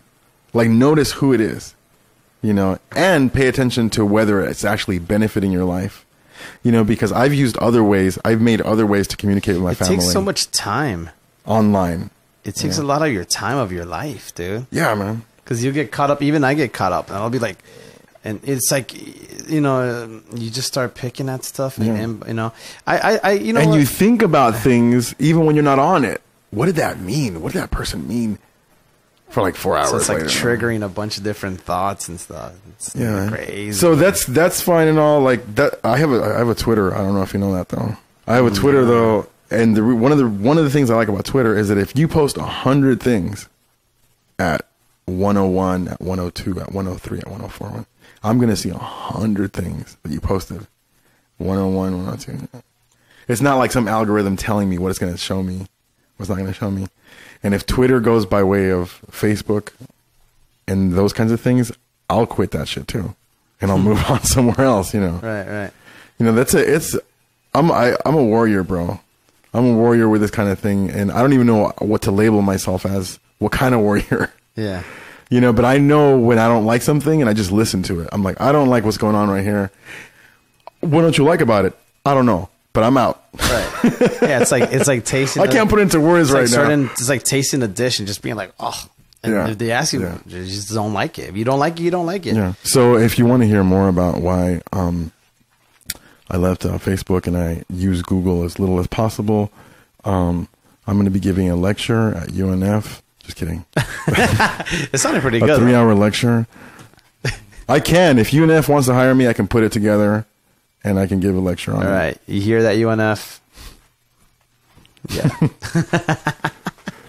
This is good stuff, though, man. Good stuff, man. So, Ancient Deep, man. I'm not too familiar with your new project. I've been pretty busy. It's cool. But I have friends that go to your shows. I can't go because there's a tiny baby at my house living right now. It's understandable. When your baby's like 14, you'll be able to come out. Yeah, Ancient Deep. We've been DJing, we've been producing, regularly. We have some releases through digital vinyl recordings on iTunes. Mm-hmm. We came up with a project called Eugen.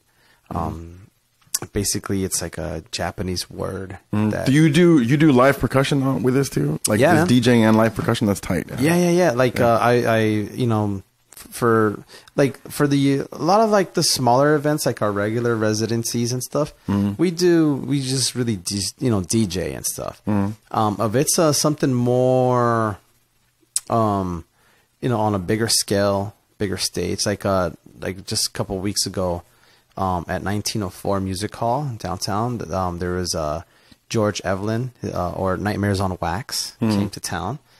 His first time here in Jacksonville. George Evelyn is he's a DJ.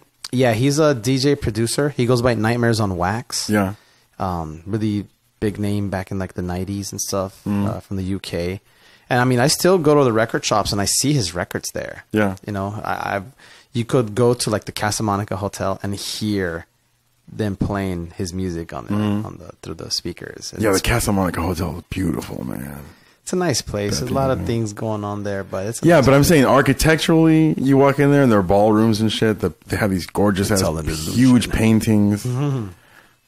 Well, Mr. Kessler, the owner, he's an avid art collector. Yeah. So yeah, they have these big ass chandeliers that are from Syria, padded like furniture. Right. It's very Moroccan because it's Spanish right. Morocco. Morocco. He knows. He plays with the theme depending on what city to build a property. When are we going to play a gig together, man? I don't know. Aren't we supposed to get together this Tuesday? Yeah. Joel told me. Yeah. So this Tuesday we're jamming out. All right, cool. Yeah, we're gonna try to like conjure up some ideas and jam. And yeah, I mean the musician, like I said, some people I picked up DJing because I felt like it was a modern way of still being integrated into music. You know, I mean, I'm always gonna be a musician first. I'm a percussionist, and that's what I do. That's what I live. That's what I breathe. That's all that I'm meant to do in life. You know. I picked up a drum set recently too. I started off on the drums, on the trap. I tried out for a jazz group. I didn't get hired. I guess I wasn't jazzy enough. Well, of course, I'm rusty, you know. But I got the mean funk, man. I could funk it up really nice. And, you know, with the whole DJing thing and like Ancient Deep, it was more of a, I feel like a modern way how to infiltrate into music, how to bring those influences that we are known for, like playing la cumbia or playing flamenco or playing polyrhythm from, you know, Afro-Cuban rhythms, integrating it into the music and then presenting it to an audience that wouldn't normally listen to something folky for that country. Right. Yeah. And next thing you know, you've got those influences, inspirations, translated it and put it into a format that they could listen to it. Next thing you know, they're like enjoying it. And it's like you're teaching people how to, you know, how to enjoy that.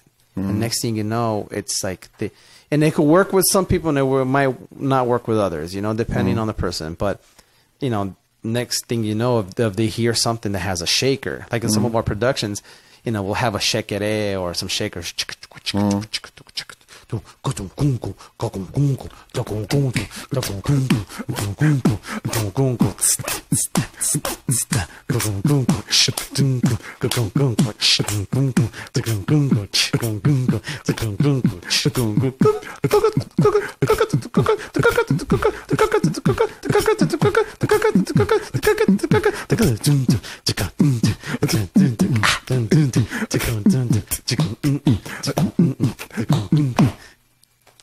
All right. Yeah.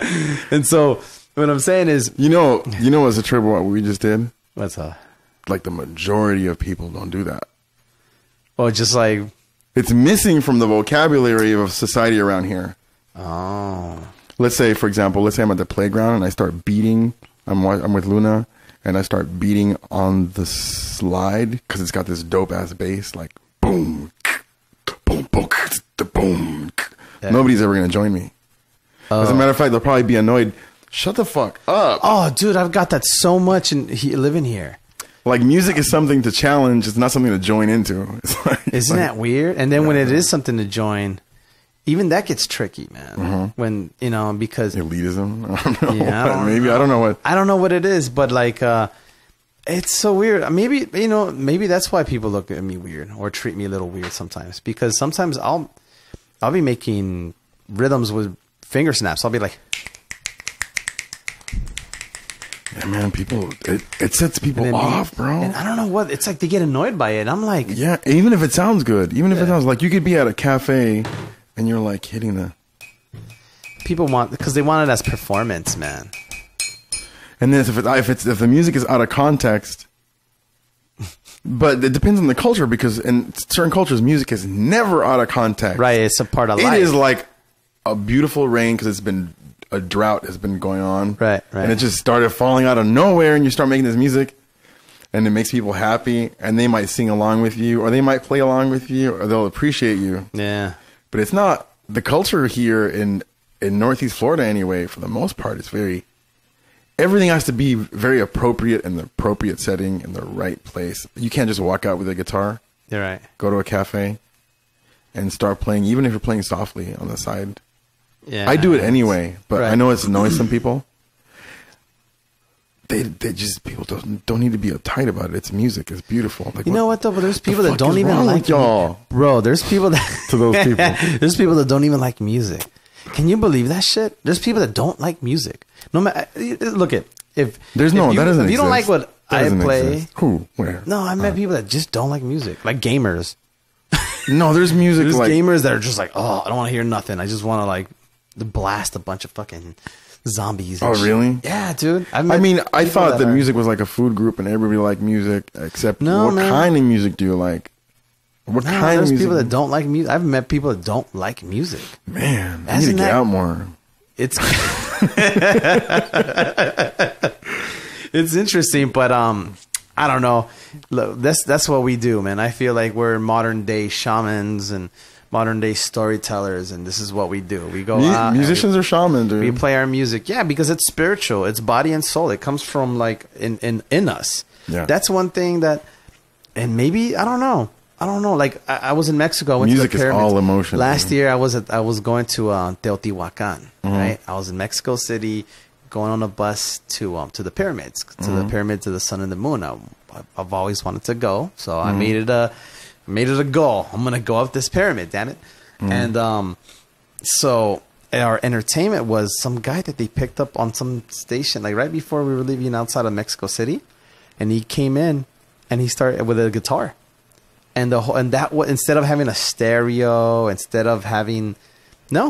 was a guy playing boleros and playing songs on the guitar and singing while the bus was moving. Yeah. Oh, it was great, man. Yeah. If that was around here, it'd be like somebody would be like, they'd be like all uncomfortable and shifting. Like, I definitely saw that some of the tourists were like, kind of like, the hell's going on? Yeah. I looked at it like, is he gonna whip out a gun?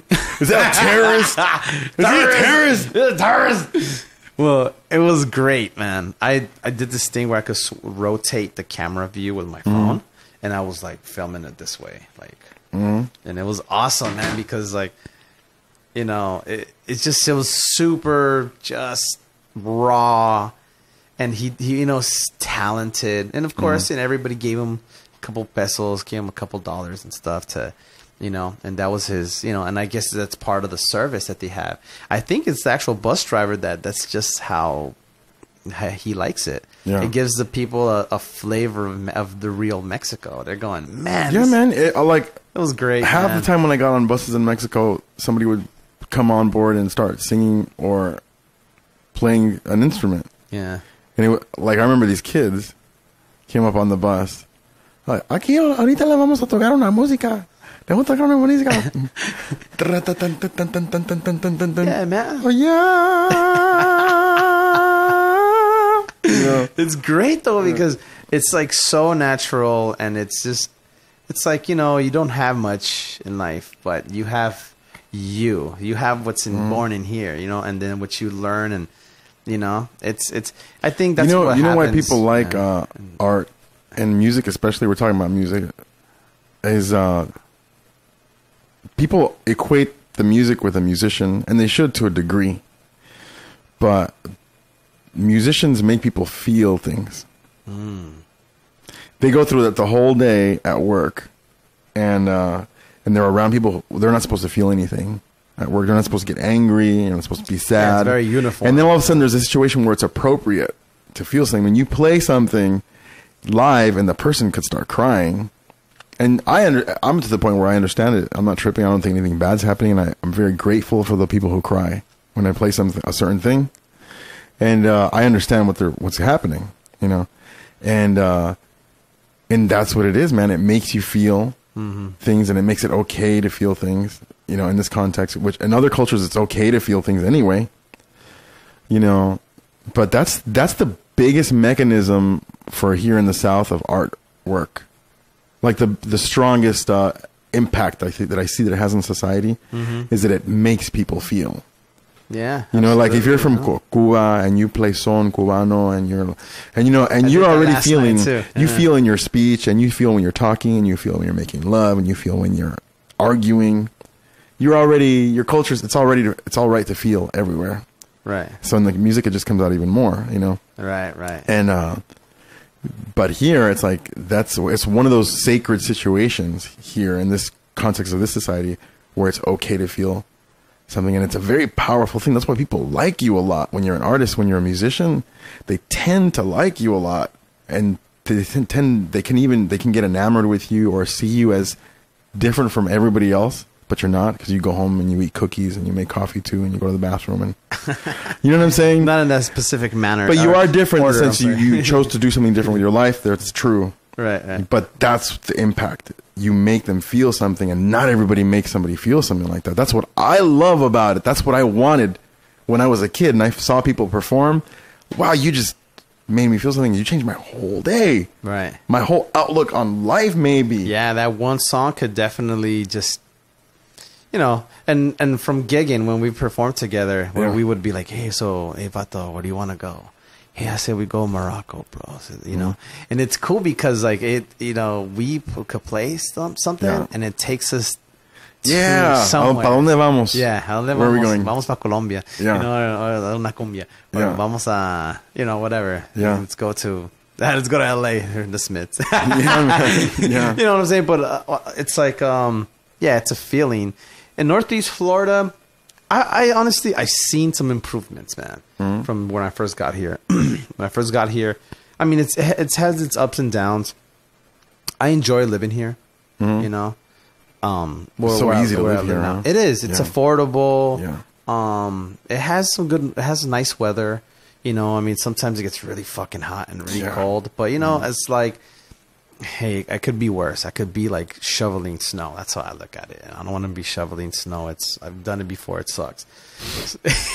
I've heard stories, man. I don't think I could do it. I got stuck in Rhode Island one time for like a week. And I was only supposed to be there for like a day. And I got stuck there for like a week because of a snow blizzard. Dude, there was like this much snow outside the door. Yeah. No matter how much you try to, so it's already cold as fuck. Yeah. And then you're trying to... So it was the snow was higher than the door? Yeah. Wow. Yeah, dude. Yeah. It was incredible. It was incredible. And then it's like, and it kept on snowing. And then like, you're just thinking, okay, I'm cold. My hands are cold. My face is cold. Yeah. My toenails are cold. Wow. my eyelashes are cold. I'm freezing. My cousin is cold for me, and he lives in Morelia, Mexico. You know what I mean? It's super cold. And here I am. And then it rusts your car from the underneath. Underneath those, for people that live up north, their cars are all rusted from the bottom. Really? I didn't know that. Like they're messed up because of the weather of the snow. Huh. So yeah, you can make more money. The architecture could be really cool, right? In those places. But dude, you got to endure that. That to me kind of sucks a little bit. Yeah. And so, I'm over here enjoying 85-degree weather. You know what I'm saying? In Florida. So I am grateful for that. It's done some really cool stuff. I was able to bring my family here from Michoacan. And, that weather, the other thing that people like about it is that I did that, bro. My music made that weather. For real? Stay away. You're tripping, way. Damn. It's hot out there, motherfucker. But, this is the weather. You're crazy. I don't know why you said that, man. I don't know. Stupid. That's kind of cool, though. Yeah, my music made that weather. Weather made that Everything is about me. By the way, that sombrero over there, Yeah. I might have to borrow it for Cinco de Mayo. I'm gonna DJ with that thing on. Yeah, I'm gonna go by DJ. I'll vacuum it DJ first. Nacho Libre. I know. DJ Nacho Libre? Yeah, man. On Cinco de Mayo. Yeah, that's cool, man. Yeah, man. So where are you playing at Cinco de Mayo, DJ Nacho Libre? Dos Gatos. All right, Dos Gatos. DJ Yeah, it falls on the same Tuesday, I think, that we do our thing. Yeah. I'll also be, there's another night that I DJ at called Capacity Thursdays. Mm-hmm. Sometimes I open for DJ Hugh, and it's Capacity Thursdays. It's more like we want people to dress up. There's a dress code enforced for that Thursday. And it's crazy because it's in Saint Augustine where people wear like flip-flops everywhere. You know what I'm saying? And you can't come in with flip-flops or a tank top. You gotta have a shirt and you gotta have some shoes, man. So, bro, you should for that show, you should have a set of like really crazy shirts and crazy ass shoes for people that don't have them, and have some ready and for make them wear them. I should have some roller skates for them and be like, you guys can have some roller skates. Make them wear those shoes, like some crazy ass yellow and purple, like that and music green video shirt. Of those dudes with the. Have you seen the cowboy boots that were really long? Oh man, those are crazy. Dude. Imagine having a pair of those and being like, hey, okay, so you don't want to wear. Okay, what is up with those boots? You want to come in? Here's these boots. I tell you, the rest of the world is making fun of those guys, and they don't even know it, bro. Hey, man, those boots just like, what the fuck? Hey, man, publicity, man. That's what it is, man. I mean, it's originality. I've never seen nothing like that. The only time I saw some, it looks like evil, wicked witch of the West, whatever boots. It looks like some really dry Guajillo chilies, bro. Like just really long ones, you know, like. So how much cocaine do you think the guy who came up with that was on? I don't know. There's a lot of how much fucking cocaine? It's like, ¿sabes qué? Me voy a hacer unas pinches botas así bien largas.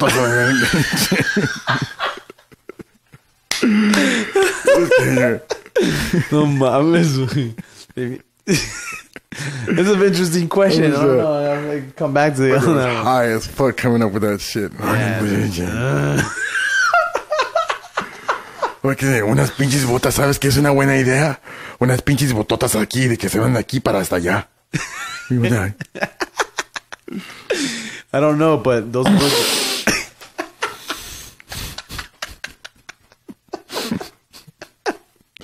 Ay, güey, pinche mamón, güey. Oh, man. So, yeah, man. So, these things, like, I'm going to post them in the show notes. Like the act that you have going with the other cat. Oh, yeah. And then the shows that you got coming up. I'll put those. Yeah, we also have a release coming out called Hands On. It's going to be on TrackSource and iTunes. So that's around when? It's coming out next month. All right, next month. That's April.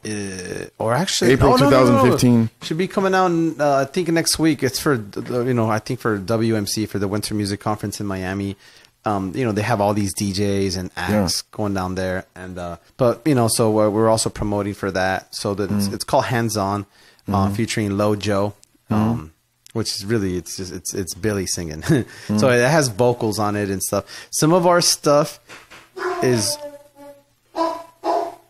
Somebody's at the door, bro. Yeah, I think somebody's at the door. So keep saying it. I wish I had my record player. No, keep saying. Okay. Keep telling them about that. Yeah. So I got on, and this is your show, bro. This is your show now. Con los pinches perros ladrando. But so Hands On. Check out our Bandcamp. We have the ancient deep music at bandcamp.com. Check us out on iTunes. Our SoundCloud has a lot of cool snippets and some free downloads of remixes and stuff. So check us out. And Goliath is answering the door, and the dog is barking, and I'm out of my tea. Oh man. So I wish we could go to some commercials. So how did that go? I never had to do that before. So Joel, the flamenco dancer that Florida needs to get more familiar with, or North Florida, he came here and he left his cell phone charger here. Oh, big shout outs to Joel Mejias. Yeah, man. From Cuba. Okay, if it was someone else, I'd probably get pissed off. But since it was Joel knocking on the door, he interrupted my show. or then it's all good. Yeah, he's a very. And that was my dog Anubis in the background. Yeah, that was Anubis. Yeah, he got really big. I remember when he was like this small and stuff. Yeah, man. And now he's like a beast, and that will break your nose if you don't be careful. Yeah, because he'll just jump up and headbutt you, and his head is bigger than yours. So his head is huge, man. Yeah. No, I was just telling people, like, you know, or whoever, you know, watches this, just check out our SoundCloud under Ancient Deep, where we have free downloads on remixes.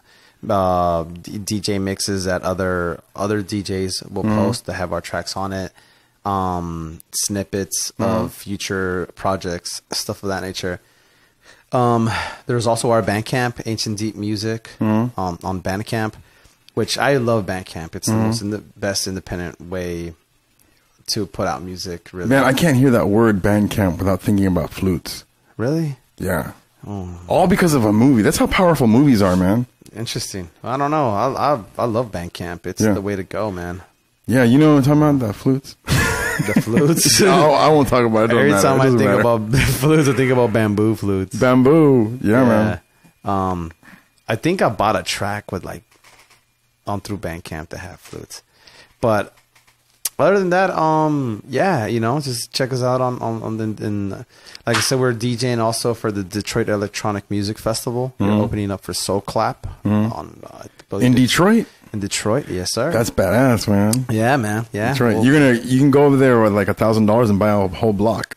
Right, dude, now. I've thought about that, man. I've thought about that. But then you better get in early on the gentrification. But I am talking all this shit about the snow, so that's why I'm kind of like, I don't know. No, yeah, I couldn't do it either, dude. Yeah, I mean, you know, fucking that guy. There's a lot of stuff happening. Detroit has I've heard Sugar Man's from Detroit, man. Oh, what's this? You should go say hi to that dude, Rodriguez. Man. Yeah, man. Yeah. Sexto Rodriguez. Sixto, sorry. You know he's a really big deal in South Africa. Yeah, man. Yeah, because I talked to. Have you seen the documentary? Yeah, it was great. Yeah, it's fantastic, man. Yeah, he's Raza too. Yeah. I thought he looked kind of Filipino at first. I was like, "Este way." Yeah, well, you know, Mexicans are kind of Asian, bro. Mexicans are Asiatic. Yeah. You know, we've had a lot of years of interaction, and like basically, there's been a lot of history between the Philippines and Mexico that no one talks about. That no one even knows, either Mexicans or Filipinos. Nobody. Really? Yeah, man. There was this. I know that the Irish went to Peru way before Columbus ever came over here. Like the Irish were trading with Peruvians. You know, on St. Patty's Day in Mexico, they also have a parade for the Irish in Mexico. No, man. Yeah, it's called El Batallón. The battalion de San Patricio of St. Patrick, and it was. I guess the United States had hired someone in the 1800s, a battalion of Irish, like mercenaries, like, you know, soldiers to go fight against the Mexicans. So there was a lot of Irish people in Mexico at one, or certain parts. In the northern part. I'm probably part Irish, in the northern part of Mexico. Because when I hear bagpipes, I'm like, when I hear bagpipes, I'm like hypnotized. For real? Yeah, I want to go to war. I want to wake up, or I want to work out. Bel Air High School in El Paso. Or cry. The Highlanders. It was all bagpipe. We had a bagpipe like band, dude. So I've always had respect for it, and they were all into Korn. Man. I remember when Korn came out, and they had the because Jonathan Davis, I think, plays a bagpipe too, and the bagpipe, dude. This is fucking. The oldest version I've seen of that instrument is from North Africa. It's the intestines. It's the stomach of an animal, and you smash it, and the air goes in there. You blow air into it, or something like that, and then you blow air into it. Crazy. Yeah, and they have a flute part that comes out of it. Crazy. Yeah, man. It's probably. I know where I think that's where it comes from. Same thing with like the band. So, what do you think? What do you think about Mexico? The situation in Mexico. You know, there's Irish people there. My father told me there was a huge Chinese community in Mexico. He told me there was a lot of Germans in Mexico. Yeah. A bunch of Germans in Mexico. I've met a lot of Lebanese. Salma Hayek is part Lebanese. A lot of people don't know that. Business. Yeah. They come for business, you know. I mean, throughout history. Yeah, there's people of all different, you know. Mexico is like a melting pot too. I think 60% of the population is like mestizo. but the other half is, you know, either pure blood indigenous or mixed with other things. You don't hear Nahuatl over here at all, ever. Oh, we live in Florida. In California, you hear it, bro. You're in the Jiffy store, and all of a sudden you hear somebody going, Chipotle. Yeah. Like, what the fuck was that? Yeah, it's because, the California was part of the Aztlan Empire, man. Yeah.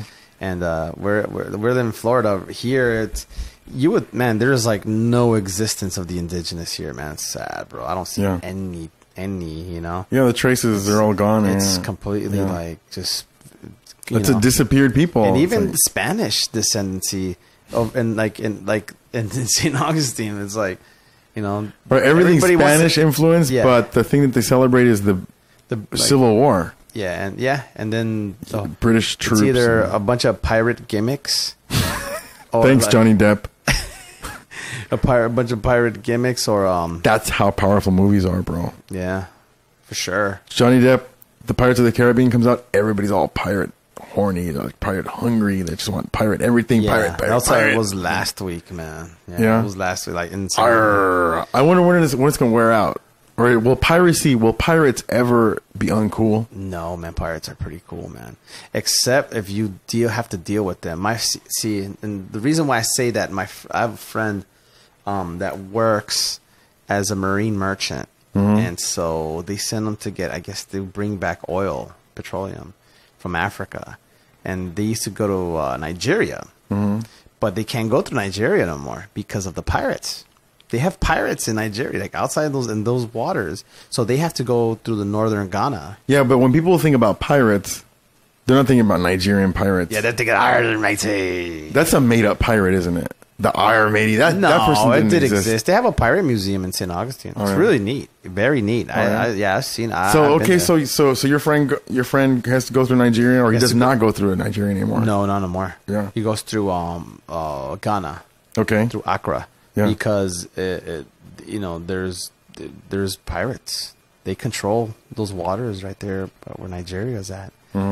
And what they'll do is, and I'm like, what? He's like, yeah, man, they're sophisticated too. Not only do they have their ships, but they have other smaller ships, and then they have engineers and people that know how to like get, how to connect the hoses and suck out all the petroleum that we're taking back. And I'm like, holy shit. Like on some real... What? Yeah, bro. It's sophisticated. They have the engineers and people that are... It's on some sophisticated stuff. I'm a pirate engineer. Gaudi. So... Yeah. I know algebra. Trigonometry. So, yeah, man. Sophisticated pirate. Nigerian pirates, if that. Yeah, man. Ain't that some shit? Well, man, this is great, man. It's been great talking to you, bro. It's like, I really appreciate you coming on the show, man. Hey, no, it was so, pleasure, can you think of anything else that you want to say? Like, anything else you want to mention? Like, something you want to promote or anything, really? I mean, like I said, right now, mostly it's just been, we're doing stuff with Ancient Deep. We did get signed to a label, one of our dream labels. I can't discuss and name drop the label, but they do have some nice distribution. It would be vinyl releases first. Yeah. That's always been a dream of mine, was to see... have some vinyl. I know you always love vinyl, bro. Yeah, man. It's dope, man. Just to see CD Baby will press you a vinyl, whole album, the artwork and everything, for $4. Wow. Yeah. Pretty good. Gotta check into that. Yeah, man. And they'll distribute it. Like, they'll send it to wherever you want it to go. I still play vinyl. I mean, I'll trigger off... I hope I'm correct about that. Scratch. I just looked at it. When I DJ... Look, I never touched the CDJ, which is like the Pioneer CD turntables. I've never worked with one. I don't work with any of these weird MIDI controller things. It's always been using the vinyl. So if I'm not playing records, like from my actual crates, then I'm wicked. Then it's through not Ableton. Well, we use Ableton for production, but which I gotta give it to the Germans, man. They got some awesome technology, man. The Germans. I'm gonna go to Berlin. The Germans in engineering is it's on some other Man. shit. I've been, I've been like studying. Very impressive. I listened to Dan Carlin's podcast about history, and his history is about World War II and World War I, and Germans are crazy about engineering, dude. They're just like geniuses with engineering. Yeah, like, yeah. Oh, dude, their productions, man. Like, when I play some of the stuff that comes out from Germany, it just sounds so rich. Oh, the music too. Yeah. There's some soulful, bro. Yeah, I need to get some tea up in me too, man. This stuff is good. Remember, Earl Grey, organic half and half, brown sugar, throw some cinnamon, you got horchata. Well, that's it, man. All right, Holmes. Thank you for having me, man. Yeah, you're welcome, bro. Cool, man. You're welcome. All right. Yeah. Peace, everybody. Peace. Best.